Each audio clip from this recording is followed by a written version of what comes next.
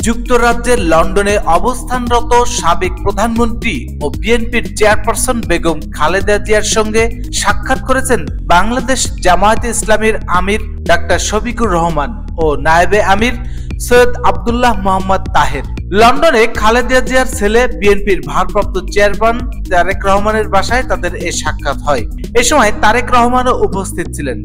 জানতে চাইলে খালেদা জিয়ার সঙ্গে সাক্ষাতের বিষয়টি স্বীকার করে রাতে একটি গণমাধ্যমকে জামায়াতে আমির বলেন, বেগম জিয়ার সঙ্গে সাক্ষাৎ করেছি, আমরা একসঙ্গে অনেকদিন কাজ করেছি। উনি অসুস্থ, ওনার খোঁজ খবর নেওয়া আমাদের নৈতিক দায়িত্ব। বহুদিন পর আমাদের দেখা হয়েছে, আমরা ওনার জন্য দোয়া করেছি, ওনার কাছে দোয়া চেয়েছি।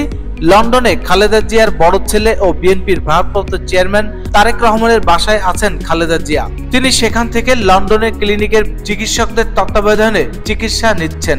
তারেক রহমানের সঙ্গে কোনো কথা হয়েছে কিনা সে প্রশ্নের জবাবে জামায়াতে আমির বলেন, দুজন মানুষ একসঙ্গে হলে তো অনেক কথাই হয়, অনেক কথাই হয়েছে, তবে তিনি এর বেশি কিছু আর বলতে চাননি।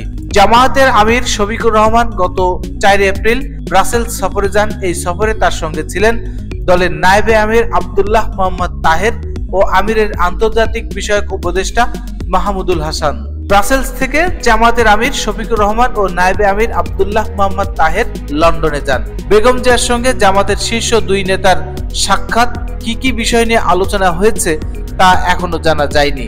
এই সাক্ষাৎকার রাজনীতির রসায়নকে নতুন কোনো ক্রিয়া প্রতিক্রিয়া সৃষ্টি করবে নাকি নিছক সৌজন্য সাক্ষাৎই হয়ে থাকবে তা বুঝতে হলে আমাদের চোখ রাখতে হবে সামনের দিকে। প্রিয় দর্শক, রাজনৈতিক সৌহার্দ্য থাকবে এমনটাই আমরা চাই।